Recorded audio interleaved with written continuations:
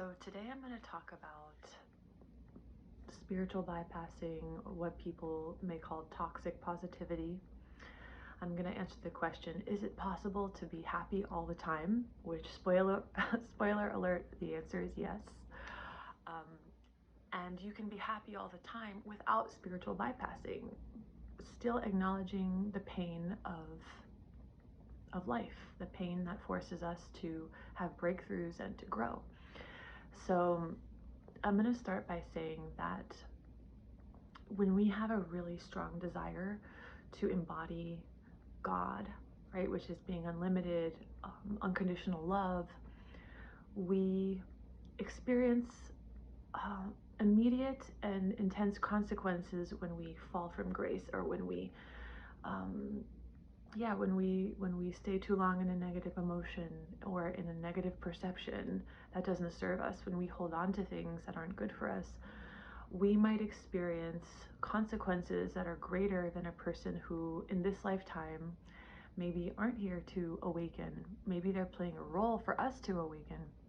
So people wonder all the time, like, how can I had a grandmother who lived till 100 and she was anxious every day of her life, and how did that work? Well, it's not just about our health as a reflection of our vibration. It's a reflection of the relativity between our desire and our vibration. So if you have a strong desire to embody unlimited consciousness, vitality, health, abundance, and when you're perceiving lack, or you're perceiving yourself as ill, or you're perceiving some lack in your reality, that relative gap is going to cause a consequence in your life. So in my life, like if I stay too long holding on to something that doesn't serve me, whether it's a negative emotion, whether it's like kind of floating in nostalgia even, which is unconscious feminine energy, or remaining sad for too long, my body will show me, my body is a mirror, right? My body will show me a consequence, like a symptom, whether it's a skin eruption, whether it's a digestive issue, whatever it is. I always see those things as, okay, so I'm holding on to something that I shouldn't hold on to. Or I say, I'm just stressed. I never say like, oh, I have this XYZ, right? I just say, oh, I must be stressed. I must be holding on to something that I should let go of. I must be trapping myself in something that I should untrap myself from. That's how I think of it. And what happens is, when I choose to clear my attitude about something, when I choose to let go of things that drag me down, my body heals freakishly quickly, like in a day. So I've seen this at this point so many times that I can't ignore it. So I can say with conviction and with full force that being positive is not toxic at all. Toxic positivity is, not being sensitive to another person. If somebody is grieving the loss of someone, if somebody is going through something, and you have to be empathetic to what they can hear, what they can receive, right? In Kabbalah, they call it being sensitive to the vessel of what they can receive, right? If we're just like running around being positive and telling everyone how we see life, like that can be arrogant, that can be our ego, that can be an insensitivity to maybe what somebody else can hear. So when we're talking to someone, we have to be sensitive to what they can hear. And when we are truly attuned to the other person, the correct thing comes out of our mouths. The thing that would be soothing, the thing that would be healing, the thing that would be kind, that they can actually hear, would come out of our mouth. So it is toxic. Toxic positivity is being insensitive to what someone else is going through and to what you're going through, right? The biggest problem that people have of why they don't heal, well, I would say it's two things. Either they don't feel pain at all. They don't feel pain, and you can use positive statements to cover up pain, or they feel for too long. They stay stuck in, which I feel like actually the rampant problem of bypassing is more that people are actually bypassing by staying in negative emotions for too long. Because if you stay in a negative emotion like anxiety and depression and shame indefinitely, well, you're actually bypassing living your life you're bypassing the ability to feel joy. You're bypassing responsibility. You're bypassing dealing with your fears. Because if I'm just anxious and depressed all the time, I might not have to face my fear of failure, or my fear of abandonment, or my fear of nothingness, etc., etc., etc. So bypassing, right? If I'm insensitive to my own pain, yes, that's bypassing. I could pretend like I'm not feeling something by using affirmations and positive sounding words. But here's the way to be truly positive. I'm going to tell you how to be truly positive, right? Certainly positive, absolutely positive, not pretending to be positive. This is how you do it. It comes from a realization. It comes from a realization that life is eternal. Life is eternal. Life is not about what happens between your birthday and the day that you die. Life is eternal. It's a long game. It's who are you? What fears did you overcome today in this lifetime? What emotion did you release? What perception did you release? What did you do? What did you do with your consciousness while you were in a body? So I heard this beautiful interview of two people talking about the long game of life and how sometimes a person's purpose could be solely just to stay sober in a lifetime. And I'm not judging people who drink or anything, but maybe for their soul, maybe they've been in addiction for lifetimes, and just being sober, that was their purpose. Maybe your purpose is to realize that you have value and to start sharing your gifts. Maybe your gift is just the nurturing part of your personality that you use to raise children. So first we have to start at life is a long game, a very long game, an eternally long game, forever. So if I know that life is eternal, then I know that what really matters in my life is who I become while I'm in a body.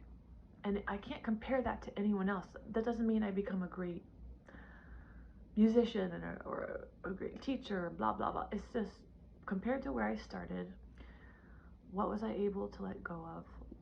How much more love was I able to feel? What was I able to forgive, to let go? How was I able to see myself in a more loving way? That's what matters. So when we decide that we're going to do that, be more like God, be more sharing, be more loving, be more unlimited, when we really decide that, when we come to a point of desire that that's what we want more than anything, life will send us opportunities to transmute our reactivity into light, right? So every single day of your life is literally set up so that if normally, somebody in your household does something that triggers you, that pisses you off, in that moment, if you don't react, if you don't get angry, if you don't lash out, and you just stop and be present and feel whatever it is, whatever vibration, whatever disturbance, whatever agitation it is, if you feel that without taking action, right? The definition of karma is taking action from a place of reactivity. If you don't take action from a place of reactivity, you just you just switched to another reality, a higher level of reality. So how can you not feel joy at the process of this lifelong eternal game? Like, how can you not feel joy and happiness realizing like, oh, I live forever, and this life is about me taking the opportunity to shift into higher realities, higher meaning, where the lessons that I learn are kinder and more benevolent, where there's less amount of contrast. You don't have to learn from being brought to your knees or enormous tragedies necessarily. You can learn in a more joyful way. You can enjoy more. You can enjoy everything that you were meant to receive and enjoy. So joy, right? feeling joy about the process of life, which includes pain, includes being present with pain, is not bypassing. It's just knowing what life is really about. If I know that for every moment that I am present with my pain, that in those moments I am shifting to a whole other level of reality, that is joyful. It might not be comfortable. I might feel my heart racing. I might get blurry vision. I might feel uncomfortable sensations in my body. But because I know that finally stopping and feeling this pain is going to unlock a new level of my soul, that is joyful. That is joyful. So bypassing, first of all, is not feeling pain. Not feeling pain is a big problem. If I go around never stopping, right, when I feel triggered, never feeling what I feel, you can't change, because life is trying to change you automatically. God, the universe, is already trying to give you everything, fulfillment, joy, ecstasy, bliss.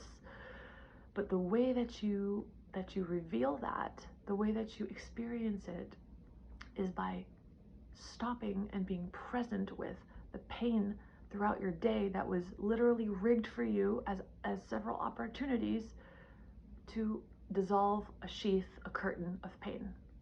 So yeah, toxic positivity is bypassing that opportunity by saying, oh no, I'm fine, everything's fine. Okay.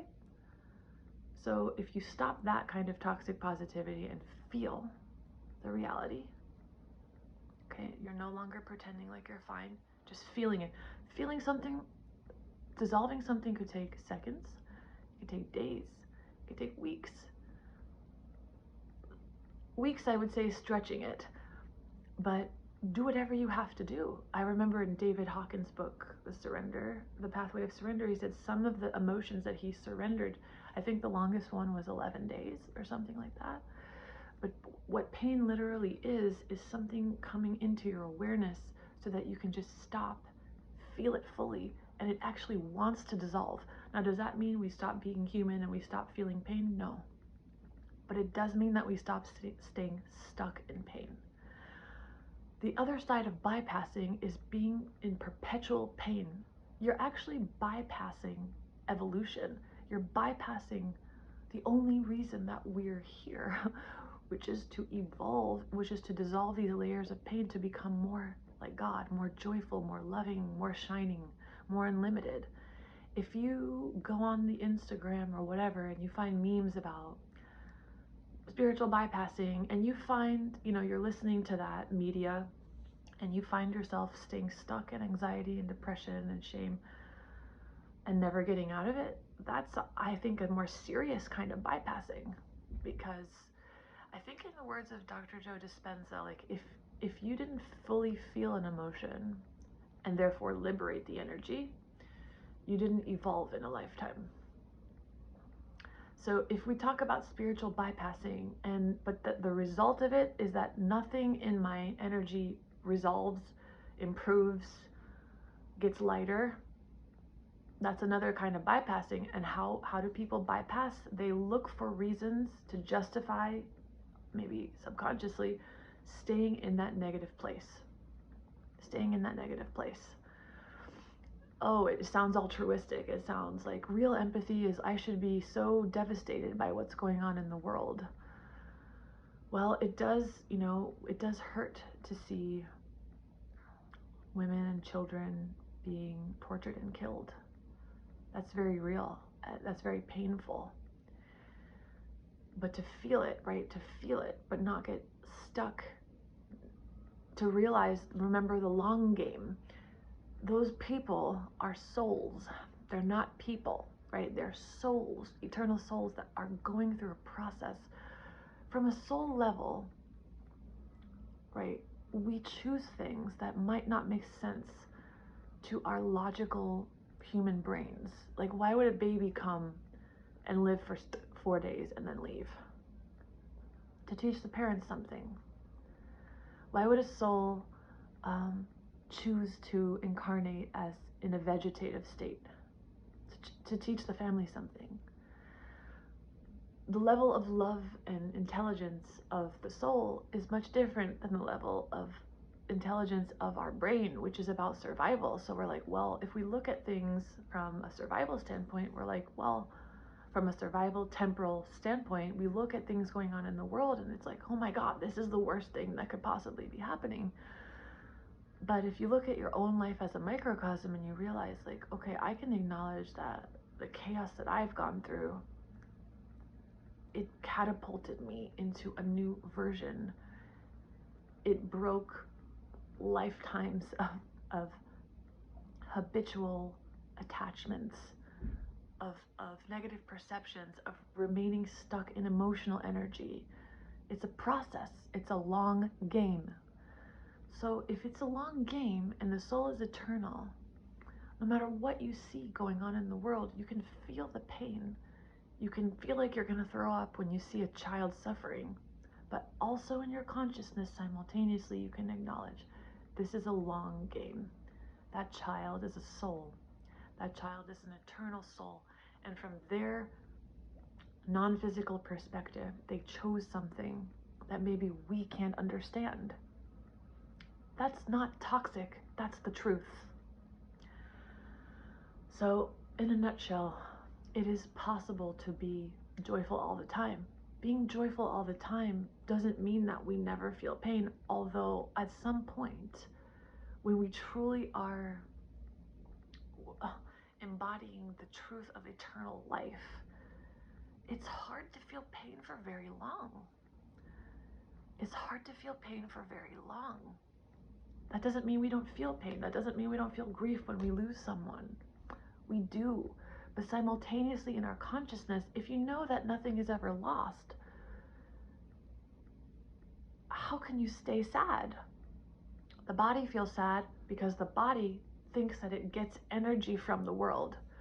I get energy from the love I feel from the people in my life. But the soul, right, we know that our energy comes from source. So we're not really actually missing the person. I know people will find that a hard pill to swallow. We're missing the energy we feel we get from them, whether it's comfort, whether it's companionship. And so that's not wrong. The body will feel what it feels, but we can honor the body's journey of feeling lack, feeling sadness, but in our consciousness, in our mind, we can also understand the long game, right? We can understand the long game. How is it possible that a person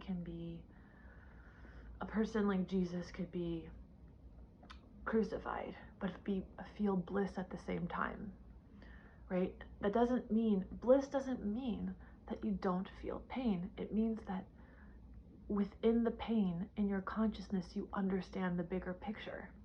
And that understanding is stronger than the pain of the temporal world. That's what it means. That's what eternal joy is. It's the knowledge of eternal life. It's not bypassing the reality of pain. It's not bypassing our human emotional reality. They go together.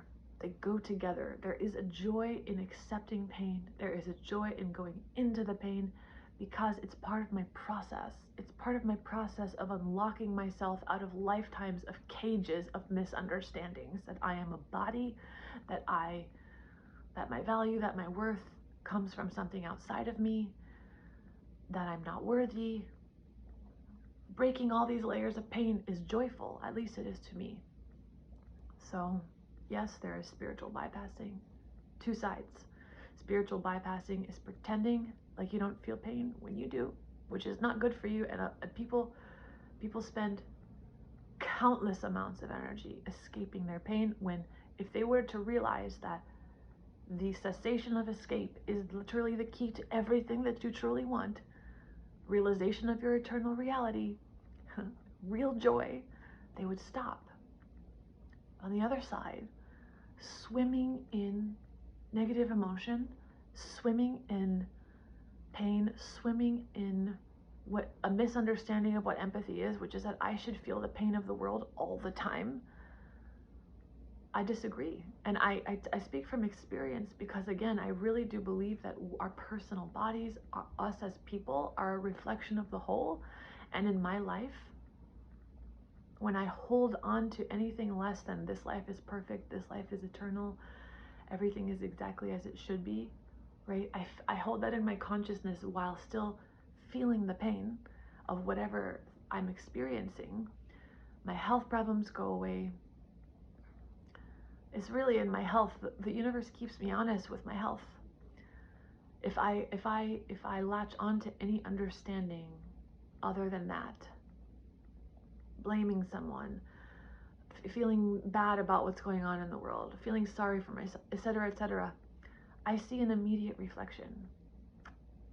So, and I want to just say that if you're one of those people who has immediate reflections of when you fall from grace, when you lash out at someone, when you fall from grace in any way, right? When you slip into a reactive pattern that you're trying to let go of, the fact that you get immediate reflection is a good thing. It's about your desire. It's about your desire. It's not about that you're worse than other people. It's about physics. It's about the relativity of my desire is great. And therefore, when I do something contrary to my desire, right, I get a reflection. If a person is here incarnated, doesn't have a desire to embody that consciousness of God, they could spend lifetimes. They could be a murderer. And they'd be totally healthy. They might not feel anything wrong in their life because that's the role they came to play.